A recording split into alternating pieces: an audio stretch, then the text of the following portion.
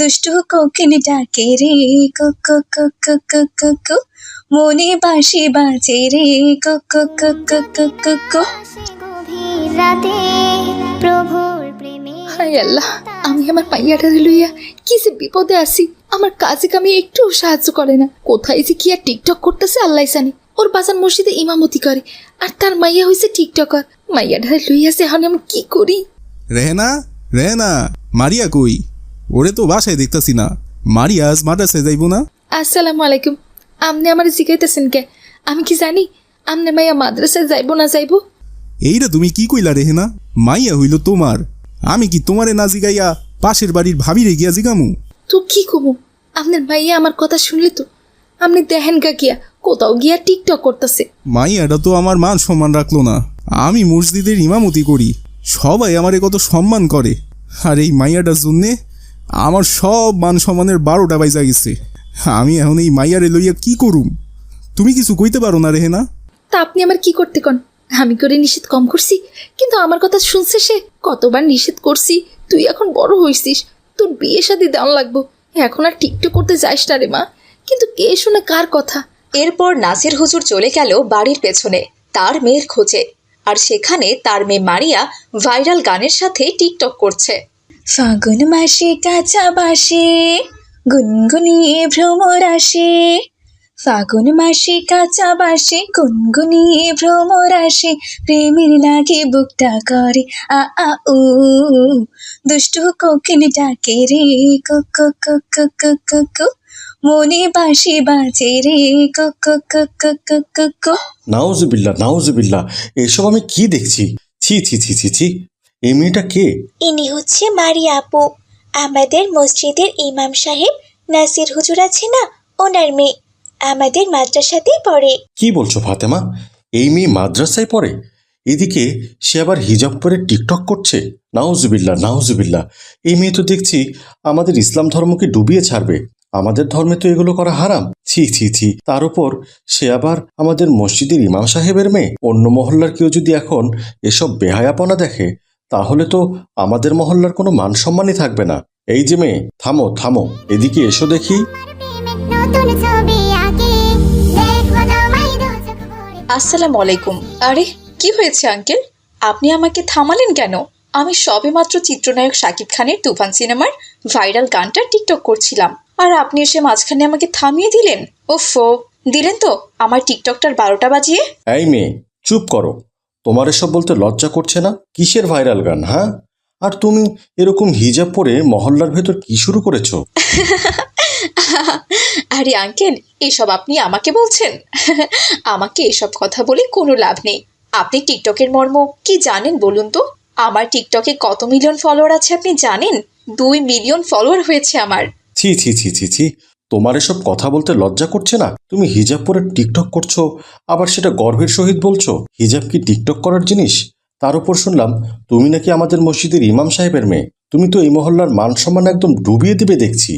আরে রাখুন তো আঙ্কেল আপনার মান সম্মান। মহল্লার মান সম্মান ধুয়ে কি আমি পানি খাবো নাকি? টিকটকের মর্ম কি সেটা যদি আপনি একবার বুঝতেন, তাহলে আপনি ওই দাড়ি টুপি পরেই টিকটক করা শুরু করে দিতেন। আপনি যেখানে যাচ্ছেন যান না, আমার কাজ আমাকে করতে দিন। তখনই সেখানে মারিয়ার বাবা নাসির হুজুর চলে এলো। মারিয়া তার বাবাকে আসতে দেখে দৌড়ে সেখান থেকে পালিয়ে গেল। ও মা গো, বাবা চলে এসেছে, এখানে আর থাকা যাবে না। হায় আল্লাহ, এই পাজি মাইয়াটারে নিয়ে আমি কই যামু, কি করমু? আসসালামু আলাইকুম নাসির হুজুর, এই মেয়েটা আপনার মেয়ে? ওয়ালাইকুম আসসালাম আব্দুর রহমান ভাই। আমি এই মাইয়ার হতভাগ্য বাবা। কতদিন আমি এই মাইয়ারে বারণ করছি, বুঝাইছি টিকটক করিস না, টিকটক করিস না মা। আমি মসজিদের ইমামতি করি, আমার মান সম্মান থাকে না। কিন্তু কে কার কথা শুনে? আমি কোনো কাজে বাড়ি থেকে বের হইলেই সেইখানে গিয়া টিকটক করতে থাকে। সেটাই তো দেখলাম হুজুর। আপনার মেয়েকে দেখে মনে হলো সে একটা অসুস্থ মেয়ে। কেমন অশ্লীল অঙ্গভঙ্গি আর লাফিয়ে লাফিয়ে টিকটক করছিল, তাও আবার হিজাব পরে। এটা কোনো কথা হুজুর?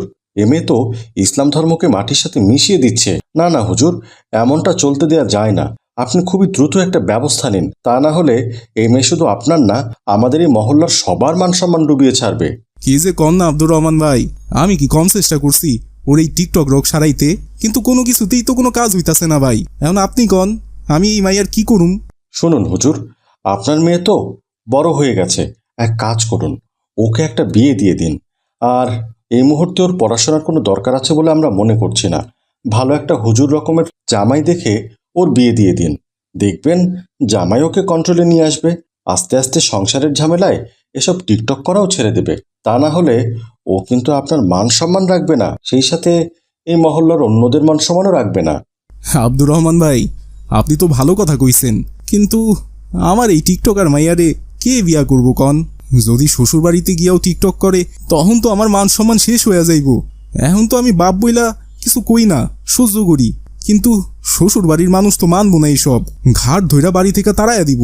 না না হুজুর, আমার বিশ্বাস ও শ্বশুর বাড়িতে গিয়ে এমন কিছুই করবে না। আমার হাতে একটা ভালো ছেলে আছে, মাদ্রাসার শিক্ষক, সে খুবই ভালো ছেলে। আমি চাচ্ছি আপনার মেয়ে যেহেতু দেখতে শুনতে ভালো, পড়াশোনাও মোটামুটি জানে, ওই ছেলের সাথে আপনার মেয়ের বিয়ে দিলে দেখবেন আস্তে আস্তে সবকিছুই ঠিক হয়ে গিয়েছে।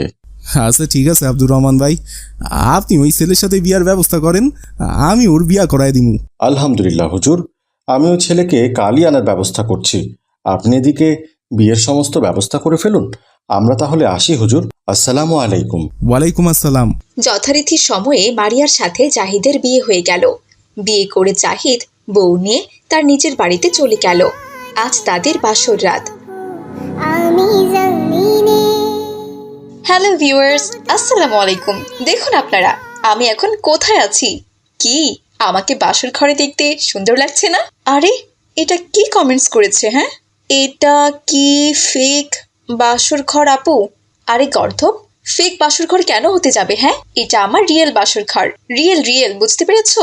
টিকটক মারিয়া যেমন রিয়েল, আমার বাসর ঘরও তেমনি রিয়েল। আরেকজন কমেন্ট করেছে, আপু আপনি তো বিয়ে করে ফেলেছেন, কিন্তু আপনার জামাইকে তো দেখালেন না। ঠিক কথাই বলেছো। আমার তো মনে ছিল না, আমার জামাইকে তো দেখাতে হবে। দুদিন পর তো টিকটকের সাথে সাথে কাপল ব্লগও করতে হবে। জামাইয়ের ফেসটা আগে আমার ভিউয়ার্সদেরকে চিনিয়ে দেই। কিন্তু আমার জামাই এখনো আসছে না কেন? ওই তো চলে এসেছে। মারিয়া, আরে ওসব মারিয়া টারিয়া ছাড়েন তো। কখন থেকে আমার ভিউয়ার্সরা আপনাকে দেখার জন্য অস্থির হয়ে আছে। আগে তাদেরকে এসে দেখা দিন। এদিকে আসুন। এই যে আমার জামাই। কি ভিউয়ার্সরা, আমার জামাই সুন্দর না? কমেন্টস করে সবাই জানিয়ে দিন। মারিয়া, এটা তুমি কি করছো? আরে রাখেন তো, কি করছি মানে? আজকে আমার বিয়ের দিন, আর আমি এই দিনটা স্মরণীয় করে রাখবো না? আপনি এদিকে আসুন তো। আগে আমরা দুজনে মিলে একটা টিকটক করে নেই, বাসর ঘরের টিকটক। আমি এক লাইন গান গাবো, পরের লাইনে আপনি গাইবেন, কেমন? তাহলে শুরু করলাম। হ্যাঁ, তুমি দিও না গো বাসর ঘরের বাতি নিভাইয়া, আমি বন্ধ ঘরে অন্ধকারে যাব মরিয়া। কিন্তু জাহিদ মারিয়াকে এক ধমক দিয়ে বলল, এই মেয়ে, তুমি কি পাগল হয়ে গেছো? তুমি এসব কি করছো? তুমি কি জানো তুমি কাকে বিয়ে করেছো? আমি একজন মাদ্রাসার শিক্ষক, 5 ওয়াক্ত নামাজ পড়ি, নিয়মিত কোরআন তেলাওয়াত করি। আমি সবসময় চাইতাম আমি একজন দিনদার ইমানদার মেয়েকে বিয়ে করব, কিন্তু তুমি যে এমন, সেটা তো আমি জানতাম না। তুমি একটা টিকটকার মেয়ে, হিজাব বোরখা এগুলো পরে তুমি টিকটক করছো। ছি ছি ছি ছি ছি ছি, আমি এসব জানলে তোমাকে কখনোই বিয়ে করতাম না। তোমার মতো বউ আমার ঘরে দরকার নেই। তোমাকে আমি কালকেই ডিভোর্স দিয়ে দেব। তুমি আজ আমার সাথে থেকো না, তুমি আলাদা থাকো। আমি তোমাকে ছুঁয়েও দেখব না। আমাদের নবী করিম সাল্লাল্লাহু আলাইহি ওয়াসাল্লাম মেয়েদের মর্যাদা কত বাড়িয়ে দিয়েছে জানো তুমি? আর তুমি তোমার এই চেহারা ফেসবুকের মাধ্যমে দুনিয়াবাসীকে দেখাচ্ছ, অথচ তোমার থাকার কথা পর্দার ভেতরে। স্ত্রীর সৌন্দর্য একমাত্র তার স্বামী দেখবে, আর তুমি তা সবাইকে দেখাচ্ছ। আমি তোমাকে কালকেই ডিভোর্স দিয়ে দেব। জাহিদের এমন কথা শুনে মারিয়া বুঝতে পারল সে সত্যি অনেক বড় ভুল করেছে। কারণ মেয়েদের কাজ টিকটক করা নয়, ওদের কাজ ঘর সামলানো, পরিবার সামলানো, স্বামীর দেখাশোনা করা এবং নিজের চেহারা মানুষকে না দেখানো, একমাত্র স্বামীর জন্যই সাজগোজ করা। এই সব কিছু বুঝতে পেরে সে অঝরে কাঁদতে লাগলো। তারপর সে কান্না ছড়ানো কণ্ঠে বলল, আমাকে আপনি ক্ষমা করে দিন। আমি আসলে না বুঝে এতগুলো দিন এসব কিছু করেছি। আসলে আমি বুঝতে পারিনি আমার এই টিকটকের জন্য বাবাকেও অনেক অপমানিত হতে হয়েছে। এখন আমি চাই না আপনিও আমার জন্য অপমানিত হন। আপনি আমাকে ক্ষমা করে দিন। আমি এই আজ থেকে টিকটক করা ছেড়ে দিব। আমি আর কখনো মোবাইল ফোন ব্যবহার করব না। দয়া করে আপনি আমাকে ডিভোর্স দেবেন না। আমাকে ভালো হওয়ার অন্তত একটা সুযোগ করে দিন আপনি। মারিয়ার কথা শুনে জাহিদ বুঝতে পারল যে মারিয়া সত্যি অনেক ভালো হয়ে যাবে, তাই সে তাকে ক্ষমা করে দিল। তারপর থেকে মারিয়া আর কোনোদিনও টিকটক করেনি। সে তার স্বামীর সেবা করত, 5 ওয়াক্ত নামাজ পড়ত আর ঘরের সব কাজ করত।